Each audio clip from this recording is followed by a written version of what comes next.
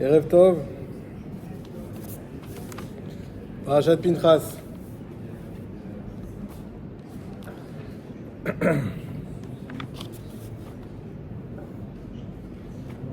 Alors le titre du cours, on ne l'a pas envoyé, parce que je l'ai su un peu tard. Prendre son destin en main. C'est pas grave.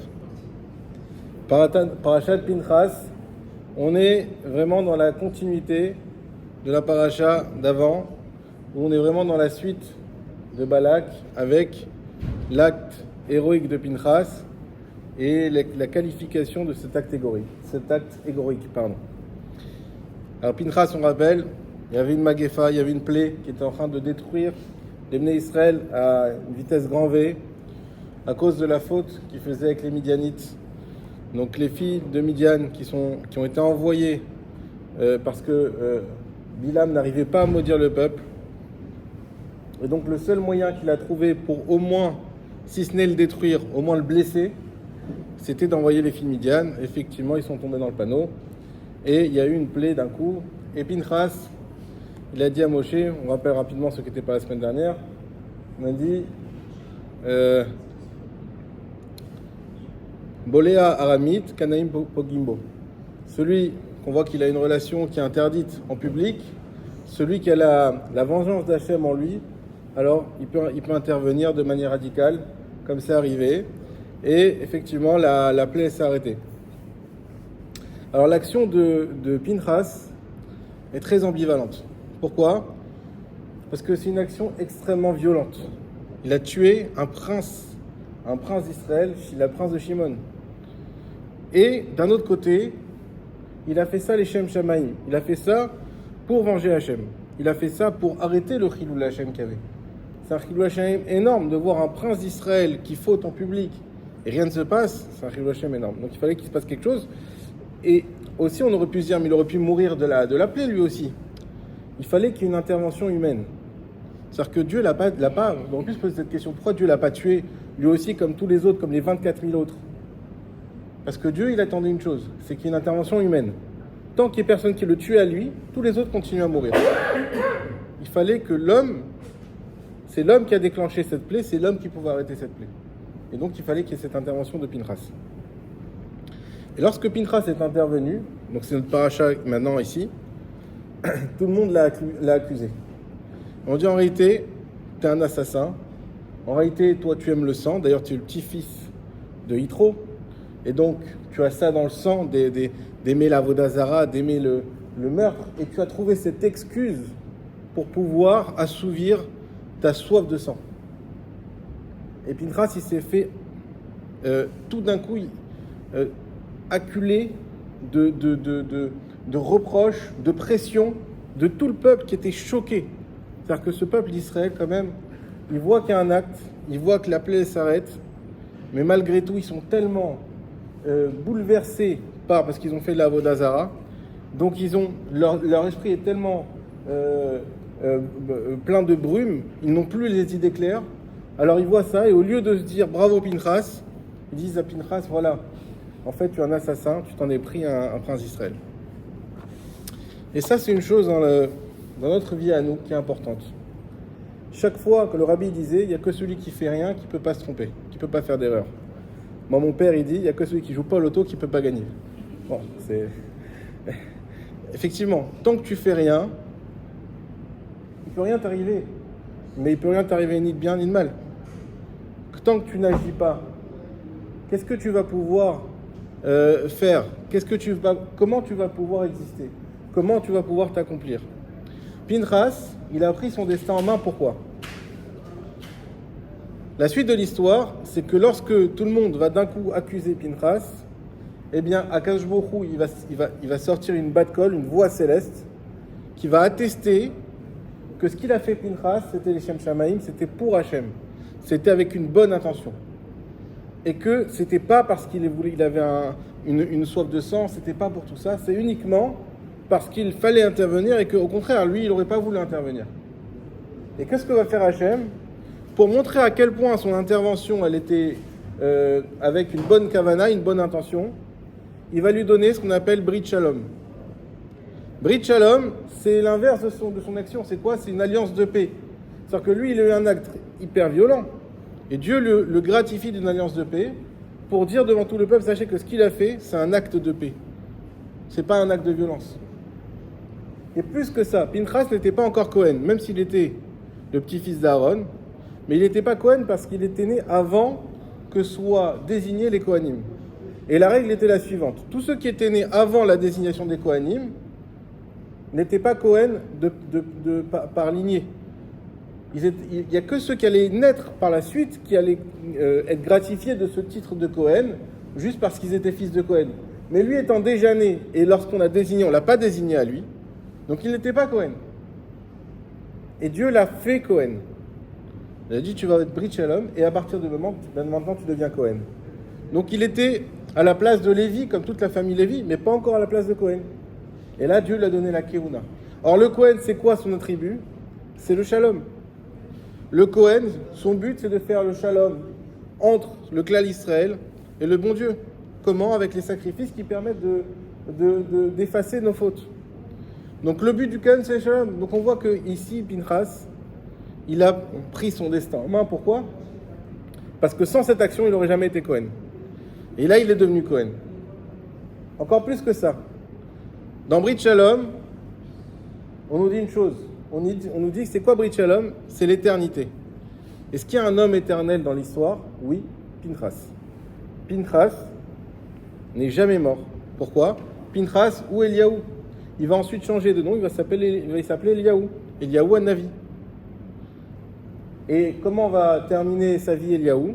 Eh bien, ceux qui ont lu un peu la Bible, on voit que Eliaou, effectivement, il est pris par une torpeur, et il monte avec son corps au Gan Eden. C'est la seule personne qui est montée au Gan Eden avec son corps. Depuis, il fait des interventions terrestres, comme on les lit dans la Gemara, où il réintervient dans le monde. Donc Eliaou, il est mi-ange, mi-humain. Et effectivement, il est éternel. Éternel, pas éternel comme on l'imagine avec une Neshama éternelle, avec un corps de chair et de sang éternel. Ça, c'est Eliaou Hanavi. Et encore plus que ça, Brit Shalom, vous verrez dans la Torah que le Vav, il est coupé en deux. Toutes les lettres dans la Torah, elles doivent toujours être complètes, sinon le Sefer Torah, il n'est pas valable. Sauf que le Vav du Shalom, il est coupé en deux. Alors c'est quoi? À quelle occasion on voit Eliaou Hanavi? À la Brit Mila. Eh bien, un Vav qui est coupé en deux, c'est une Brit Mila. Donc on voit déjà, depuis que la Torah a été écrite, des milliers d'années avant qu'Eliaou Hanavi soit nommé au Brit Mila, déjà son destin était déjà écrit dans la Torah, où il serait lui présent dans toutes les Brit Milot avec ce Brit Shalom. Maintenant, la question qu'on doit se poser, c'est des fois, nous, quand on doit agir, quand on doit intervenir, quand on doit changer les choses, ça fait toujours très peur. Parce qu'on est installé dans notre routine, on est installé dans ce qu'on connaît, et on n'a pas forcément envie de changer. Sauf qu'il y a des fois où on a pour mission de devoir agir. Et ça, on le ressent au fond de nous. Ça peut être une petite action, une grande action.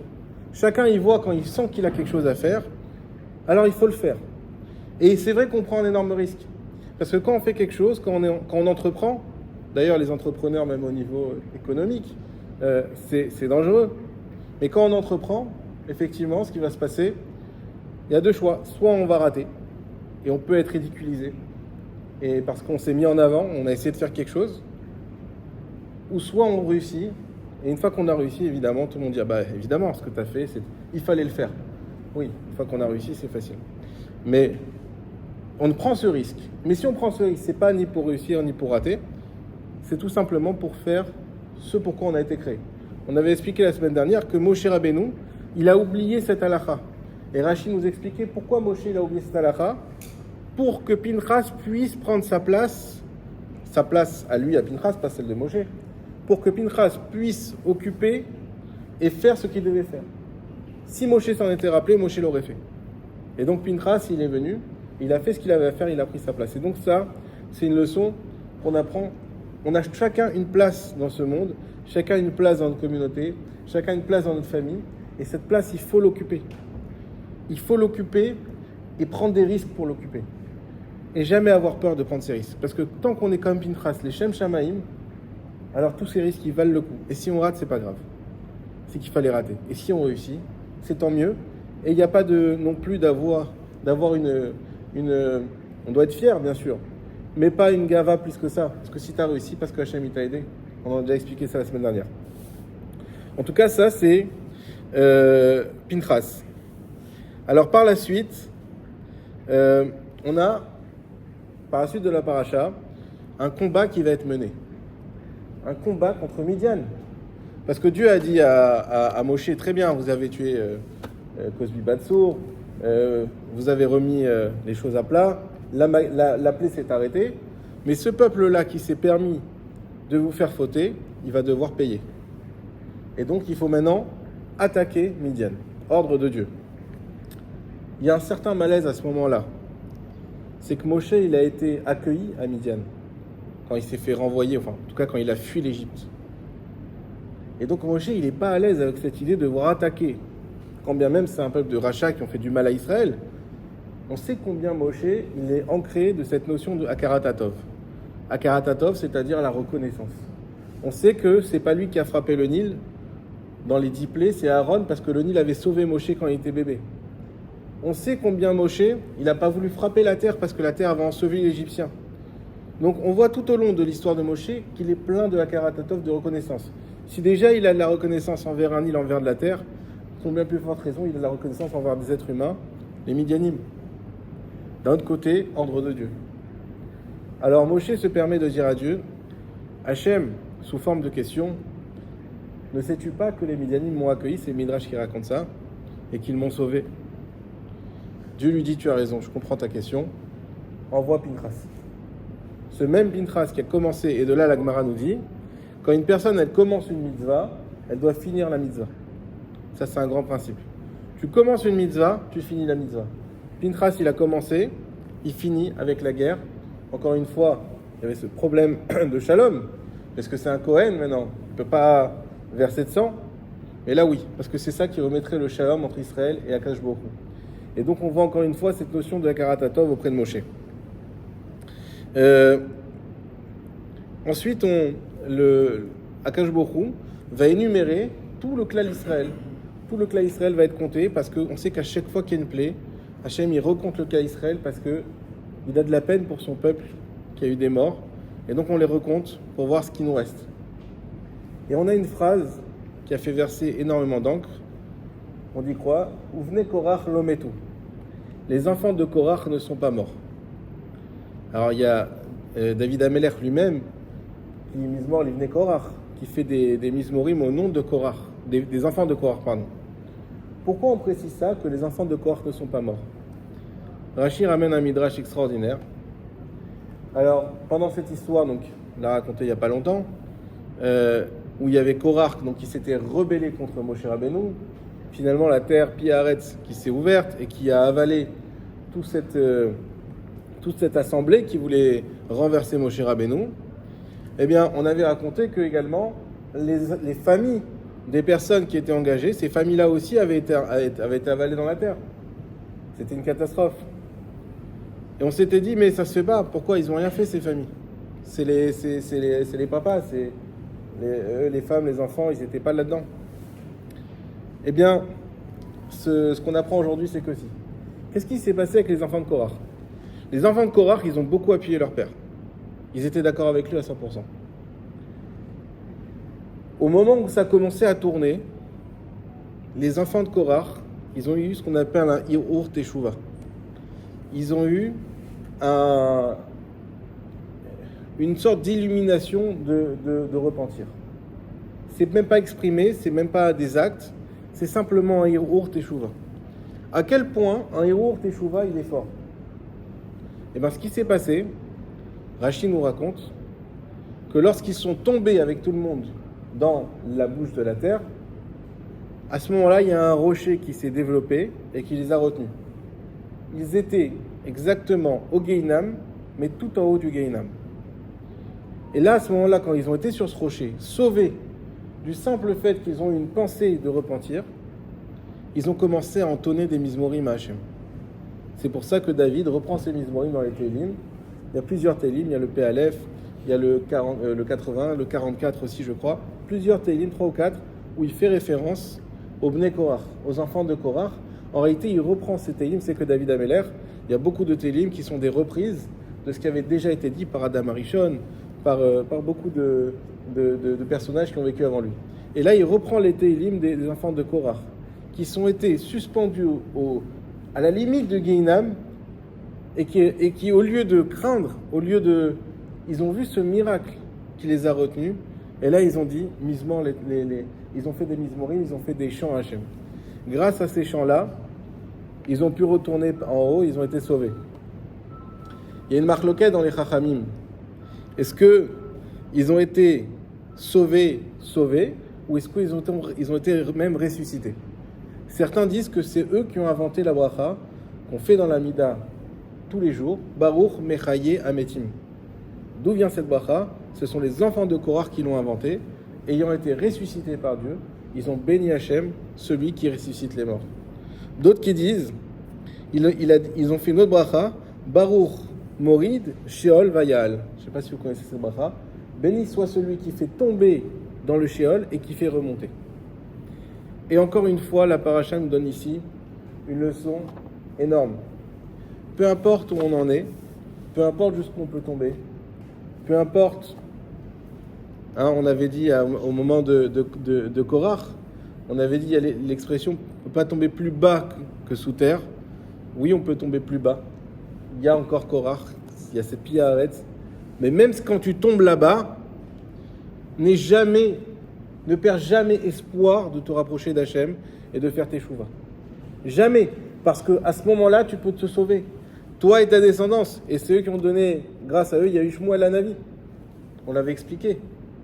Donc ça veut dire que ce Hirour touche Teshuvah, il a donné Shmuel Hanavi. Or Shmuel Hanavi, c'est celui qui a nommé David Ameller. Et c'est celui qui ensuite, à Karatatov, on voit le cercle vertueux qui a pu ramener les mismorim qu'eux ils ont fait. Et les mettre sur écrit et nous les donner à nous. Donc ça c'est la force des enfants de Korach. Ensuite, on a un autre sujet très intéressant. Pour ceux qui sont sionistes, on n'a pas les grands sionistes qui sont là aujourd'hui, mais c'est pas grave. On a le partage de la terre d'Israël. Dieu va nous dire une chose. Il va dire, très bien, on va rentrer en Israël bientôt. On est vraiment à quelques jours. Et lorsqu'on va entrer en Israël, chacun va faire d'abord une guerre qui va durer 7 ans. Et après cette guerre, on va devoir partager le pays. La question, comment on partage le pays? Évidemment, il y a des terres plus fertiles, des terres moins fertiles. Il y a des endroits rocailleux, il y a des endroits en pente, des endroits... Voilà, aujourd'hui, les gens, quand on fait l'Alia, c'est mieux Naharia parce que c'est joli, c'est droit. Oui, mais Jérusalem, il y a une meilleure température, il y a plus d'air. Oui, mais chacun, là où il voit. Et Akadosh Baruch Hu, il a dit une chose. Il a dit, on va attribuer à chaque tribu sa terre par 3 mécanismes. Premier mécanisme, Orim Vetumim. C'est quoi Orim Vetumim? C'est la plaque qu'avait Elazar à Cohen à ce moment-là, avec les bijoux, les pierres précieuses qui ornaient. Donc il y avait 12 pierres précieuses, chaque pierre précieuse d'une couleur différente, et elle s'allumait pour exactement, voilà, les Orim Vetumim, merci, exactement, magnifique. Et les Orim Vetumim, il y avait les noms des tribus comme ça, et elles s'allumaient pour dire dans quelle lettre il fallait prendre. C'était au Cohen de savoir quelle lettre parmi toutes celles-là il fallait prendre. C'était lui qui, par son Esprit Saint, était capable c'était une sorte de devinette si on veut. Il y avait une alliance en fait entre Hachem et le Cohen. Hachem lui allumait une pierre, et le Cohen savait, là il faut prendre le Aleph, là il faut prendre le Shin, là il faut prendre le P. Et comme ça, les Urim et Tumim, ils ont désigné chaque tribu quelle partie d'Israël allait avoir. Il y a une autre chose. Alors je vais vous lire le passouk parce qu'il est très intéressant. Vaïdaber Adonai Moshe les morts. Donc Dieu a parlé à Moshe en disant, La ele techalek aretz benachalat bemispar shemot. Voici comment tu vas partager la terre. L'arav tarbe nachalato. Ceux qui ont une grande tribu, il faut leur donner un grand territoire. Velamat tamit nachalato. Et ceux qui ont une petite tribu, il y a moins de monde, un plus petit territoire. Rien de plus logique. Ish lifi pekuda viutam nachalato. Chacun en fonction de son nombre, il reçoit un héritage. Excellent. Mais le passouk d'après, il dit l'inverse. Il dit quoi? Cependant, Begora yechalek et haaretz. C'est par un tirage au sort que tu vas séparer la terre. Lishmor matot avotam inchalou. Pour garder les bâtons des pères, c'est comme ça qu'ils vont hériter. Alpi agoral, selon le goral, techalek nachalato ben lerav lemat. On va séparer la terre, beaucoup ou un peu. Donc je comprends plus. On m'a dit, alors, les Urim et Tumim, c'est pas écrit clairement ici, c'est la Gemara qui le rapporte, et Rashi qui rapporte cette Gemara. Donc il y a Urim et Tumim. Il y a un partage logique en fonction de la taille de la tribu, la taille du territoire. Et en plus de ça, on va faire un tirage au sort. Et Rashi nous explique très bien. Tirage au sort très simple. 12 noms de tribus, 12 régions d'Israël, un nom de tribu, une région. Voilà, ça va être pour vous. Je comprends pas. Si on tire au sort, ça va pas être en fonction de la taille de la tribu. Et si déjà les Urim et Tumim, ils nous ont déjà dit qui va prendre, pourquoi j'ai besoin de tirer au sort? Alors, il faut comprendre comme ça. Quand on tirait au sort, c'était pour savoir quelle région, mais pas la taille de la région. C'est-à-dire qu'il y avait une région, et en fonction de la tribu, on va dire tu prends toute la région, une partie de la région. En fonction de ça, on dispatchait. Mais dans ce cas-là, pourquoi on a besoin de Urim et Tumim? Et pourquoi avoir besoin de tout ça? Alors, les Chachamim nous expliquent comme ça. On retrouve ici une idée qu'on retrouve partout, c'est l'alliance entre Hachem et l'humain. C'est-à-dire que Dieu ne voulait pas de lui-même donner les terres uniquement. Il fallait qu'il y ait une intervention humaine. D'ailleurs, quand on dit Alpi agoral, Alpi ça veut dire selon le goral, les Chachamim nous disent Alpi, pi c'est la bouche aussi. C'est-à-dire que lorsqu'on tirait au sort, on avait une voix qui sortait de cet endroit et qui disait Asher, Tsafon. Ça veut dire que non, le goral il parlait. C'est pas juste c'est comme on m'a dit le Ben Kodesh Lechol, le chapeau d'Harry Potter. Il parlait lui aussi. Donc Alpia Goral, le goral il parlait, c'est incroyable. Et en fait comme ça il voulait dire. On avait peur de quoi? Si on avait fait que le Urim et Tumim, les gens, comme je viens de vous expliquer, le Urim et Tumim est soumis à l'interprétation du Kohen. Les gens vont dire, mais en fait c'est le Kohen qui décide qui a quoi. Et ceux qui vont pas être contents de leur tirage de leur terre, ils vont dire, en fait c'est le Kohen qui a choisi. Et donc, ce qui est incroyable, c'est que les Urim et Tumim étaient confirmés par le tirage au sort. Et là, on avait 100% que ça venait d'Hachem. Et encore une fois, on voit ici une leçon incroyable. C'est que même des fois, quand les choses nous semblent hasardeuses, il n'y a pas plus hasardeux qu'un tirage au sort. Il y a toujours Hachem qui est derrière. Et à un moment donné dans ta vie, tu auras les Urim et Tumim qui vont te confirmer que c'est Hachem derrière. C'est-à-dire que des fois, on voit un truc qui a l'air super hasardeux. Alors, il y a des fois où on dit, ça c'est Hachem, c'est sûr. C'est incroyable. Comment ça arrive, ça arrive. Ça, c'est quand on voit les choses avant et c'est magnifique. Mais des fois, on ne voit pas les choses avant. On voit des événements qui s'imposent dans notre vie des fois. On n'a rien fait pour arriver là, et ils sont là. C'est comme ça. Et ça semble tout à fait hasardeux, tout à fait brumeux. Et à un moment donné, si on le mérite, on a les Urim et Tumim qui nous permettent de voir une chose, de voir la main d'Hachem derrière. N'aie pas peur. Ta part, Hachem, il a déjà choisi. Chacun, il a sa part. Il ne pourra pas avoir plus, il ne pourra pas avoir moins. Combien de fois on voit ça dans l'histoire des rois, que quand un roi devait être roi, c'est le cas avec David Ameller et Shaoul, que Shaoul est mort pile au moment où David Ameller devait être roi, et Chazvé Shalom d'enlever une seconde d'un roi à sa royauté, etc. Donc chacun il a sa place, chacun il doit avoir ce qu'il doit avoir, et il ne faut juste pas s'inquiéter. Il ne faut juste pas s'inquiéter parce que Akadosh Baruch Hu va tout nous donner. Ça ne veut pas dire qu'on ne doit pas agir. On a parlé du cours, c'est prendre son destin en main. Ça ne veut pas dire qu'on ne doit rien faire. Ça ne veut pas dire qu'on doit se laisser spolier. Parce qu'il y a aussi malheureusement dans ce monde, le vol, il existe des mécanismes qui peuvent nous être... Mais tout ce qu'on doit faire, on doit le faire avec logique humaine et sans inquiétude et pas aller au-delà de ce qui est normal. Quoi qu'il arrive, Akadosh Baruch Hu nous protégera toujours et quoi qu'il arrive, on sera toujours à notre place. Et ça, c'est ce qu'on apprend de cette leçon ici. Et on finira la paracha avec une magnifique histoire, que ceux qui veulent dire encore une fois que la Torah elle est misogyne, on voit combien que non. À une époque, on ne parle pas du droit de vote, même pas, mais où il n'y avait même pas le mot droit qui était associé aux femmes. on a des femmes qui arrivent devant Moshe Rabbeinu, ce sont les filles de Tselophrad. Parce que comment ça se passait? Une fois qu'on allait partager la terre d'Israël, au sein d'une tribu, il y avait plusieurs familles, et ça, les familles se distribuaient le territoire. Or, les filles de Tselophrad, leur père était mort, et n'avaient pas d'enfants, pas de garçons. On sait que l'héritage passait par les garçons. Et donc elles ont dit, nous, on n'a pas de frère pour hériter, mais on a eu quand même un père. Alors c'est vrai qu'aujourd'hui, il n'est plus là pour hériter, mais on a eu un père. Alors pourquoi ses frères, à lui, ils vont hériter, et pourquoi nous, on ne va pas hériter? Et Moshe, il était très embêté avec ça.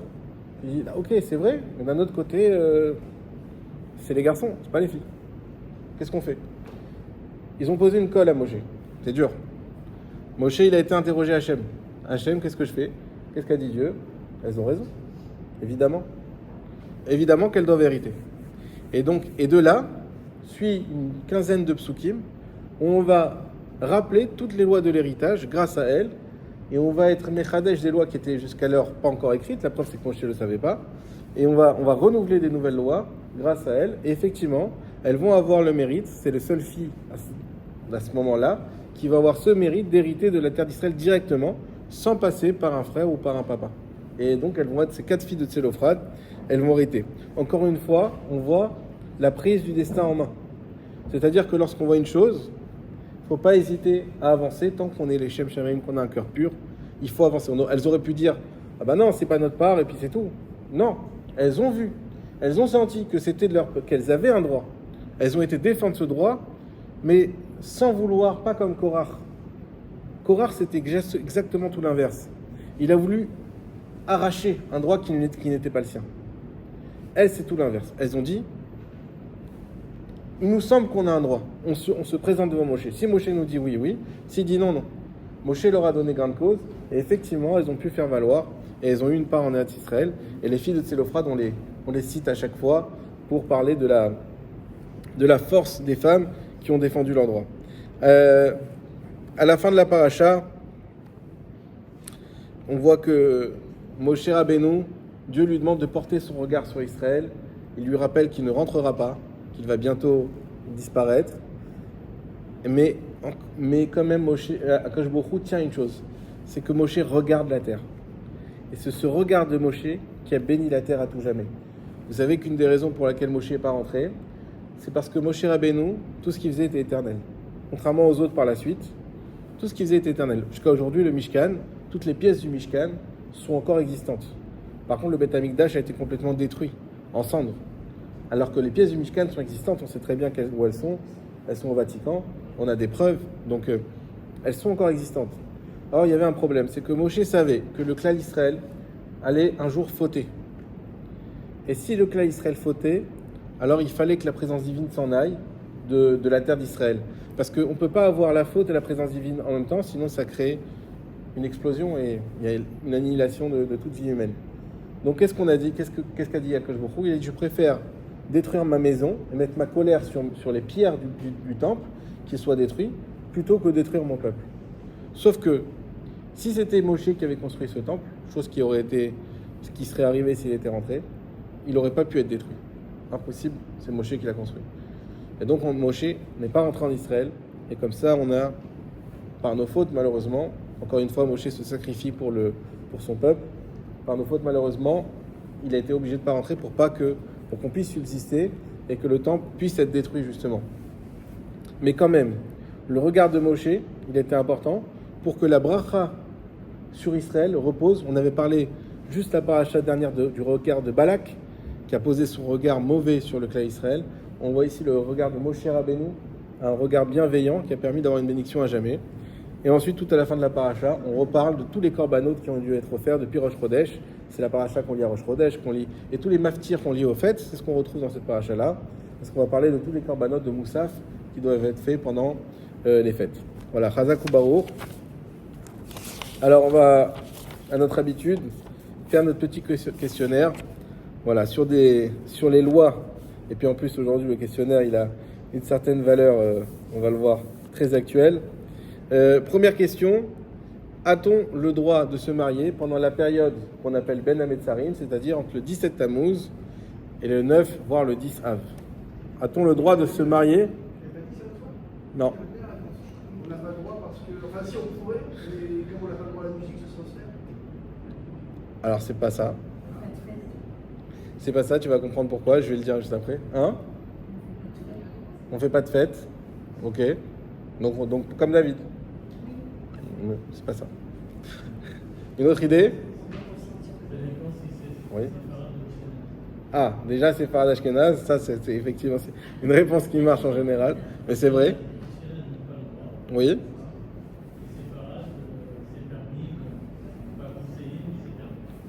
Alors, très bien. La réponse.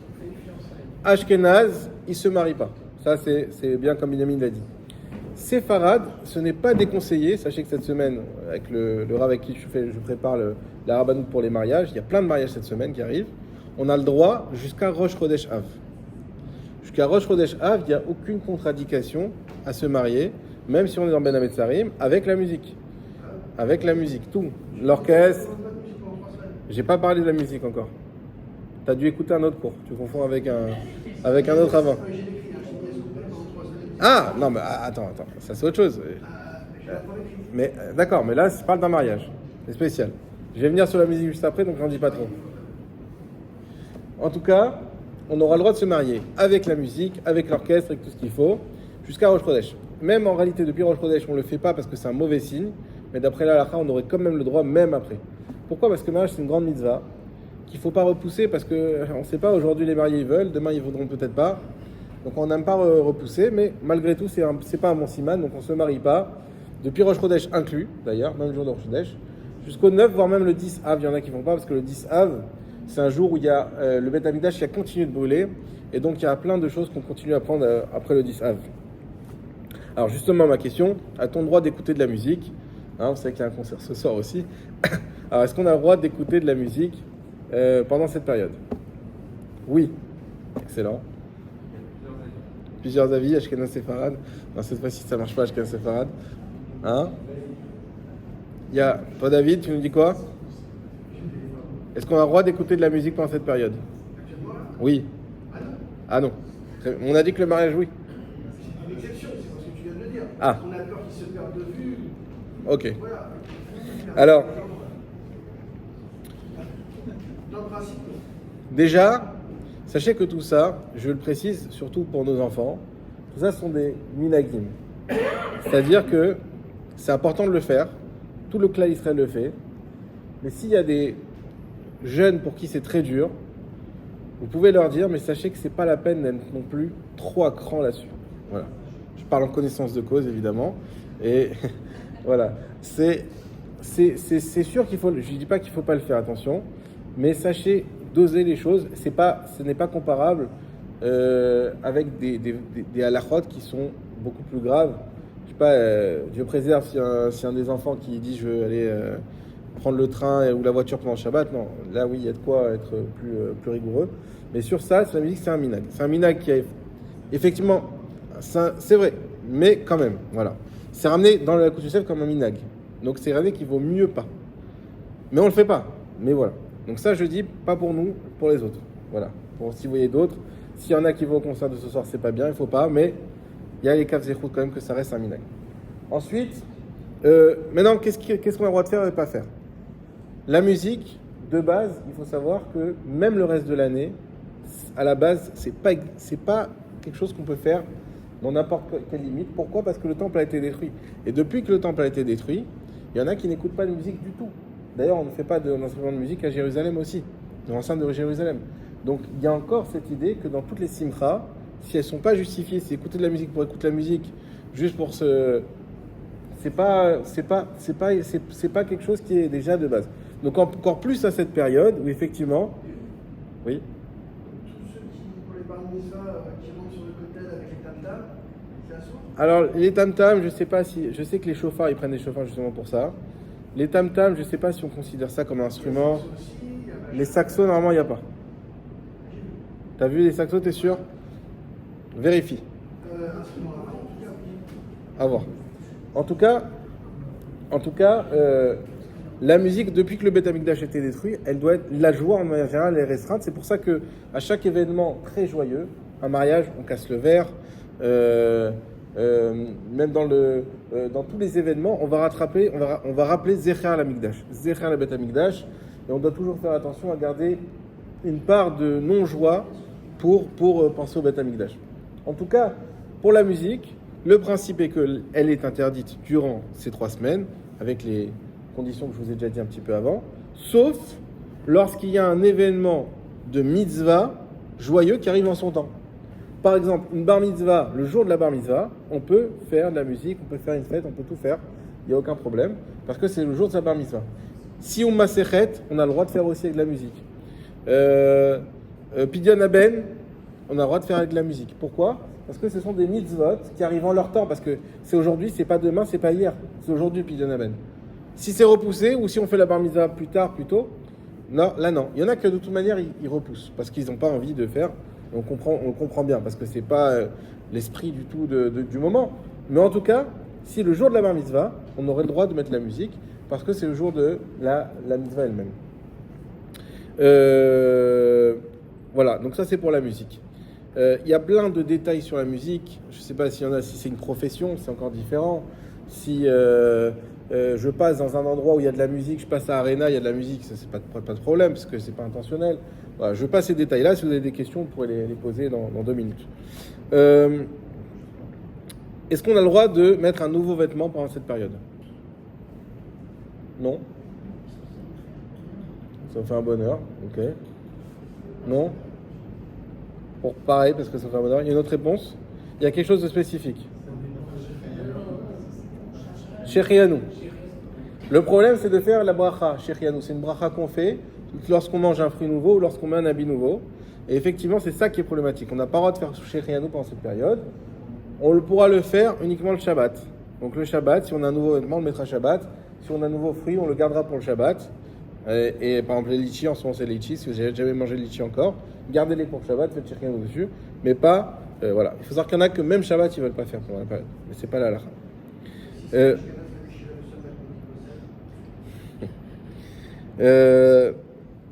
Est-ce qu'il est justifié ou est-ce que c'est de la superstition d'éviter toute confrontation avec des goïms pendant cette période ? Justifié ou superstition ? Pas conseillé. Alors, hein ? Là, je suis dans les 3 semaines.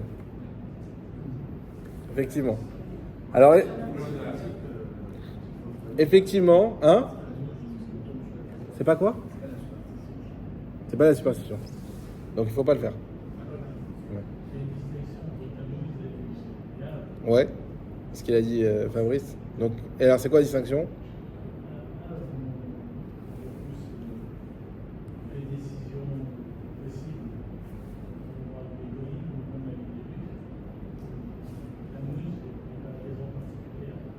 Alors, effectivement, on va éviter toute confrontation avec des goïms à partir de Rosh Chodesh Av jusqu'au 10 Av inclus.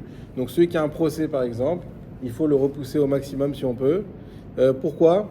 Parce que c'est un moment où le clan Israël il est faible, parce que on voit que dans l'histoire il a souffert. C'est là où il y a eu toutes les souffrances.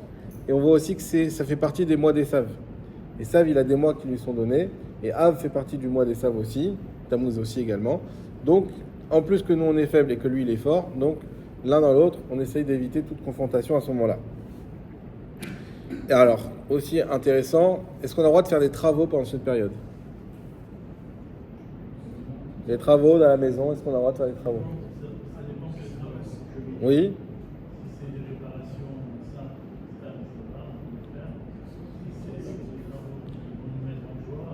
Exactement. Tous travaux qui vont nous rendre joyeux, c'est-à-dire travaux d'embellissement, effectivement, on ne doit pas les faire. Donc, typique la peinture, c'est pas le moment de faire la peinture, on ne doit pas faire de peinture. Mais par contre, effectivement, il y a un problème de plomberie ou quoi que ce soit, on a le droit de le réparer. À la base, cette halakha-là, elle vient parler de la construction des maisons pour les nouveaux mariés. À l'époque où on construisait des vraies maisons pour eux à chaque fois, eh ben, on n'avait pas le droit de commencer la construction de la maison pour les nouveaux mariés pendant cette période, sauf s'ils se mariaient juste après, que sinon ils n'auraient pas de maison. Voilà. Est-ce qu'on a le droit de se raser ou se couper les cheveux, donc pour les garçons à ce moment-là ? Hein? Séfarade, on a le droit? Ok, c'est vrai en partie. Exactement. Alors, la bonne réponse. Exactement. Shavua Shechalbo, la semaine, on n'aura pas le droit. Mais sinon, pour la plupart des séfarades, il y a des Marocains qui sont un peu marmires, mais la plupart des séfarades, on a le droit de se raser, de se couper les cheveux, sauf la Shavua Shechalbo, c'est-à-dire de samedi soir jusqu'au jour de Tisha B'Av. Et ça me donne l'enchaînement parfait. Qu'est-ce qu'il y a de spécial cette année avec Shavua Shechalbo? Il n'y en a pas. Ouais, David y arrive au bon moment. Il n'y a pas de Shavua Shechalbo. Chaque année, c'est l'angoisse. Parce que Shavua Shechalbo, c'est la semaine dans laquelle tombe Tisha B'Av. Si par exemple Tisha B'Av tombe un mardi, donc c'est de samedi soir jusqu'à mardi. S'il tombe un mercredi, samedi soir jusqu'à mercredi. Là, Tisha B'Av tombe un dimanche. Donc c'est de dimanche jusqu'à dimanche. Donc il n'y a pas. Donc il n'y a pas de Shavua Shechalbo. Et Shavua Shechalbo, c'est un moment très dur parce qu'on n'a pas le droit de laver des vêtements. On doit mettre que des vêtements qu'on a déjà mis. On ne peut pas se laver à l'eau chaude. Enfin, il y a tout un tas de halachot qui sont très difficiles d'application. Et donc, cette année, peut-être un signe que le Mashiach va venir, il n'y a pas de Shavua Shechalbo. Bon, maintenant il y en a, je vous le dis quand même, qui sont marmires de dire que quand c'est comme ça, alors c'est qu'en fait il faut faire la semaine d'avant et qu'il faut faire une semaine de Shavua Shechalbo. Mais c'est pas la halakha pour les Sfaradim a priori, donc voilà. Est-ce qu'il y a des questions avant qu'on passe à Arvit? Pas de questions? Chazak ou Baruch?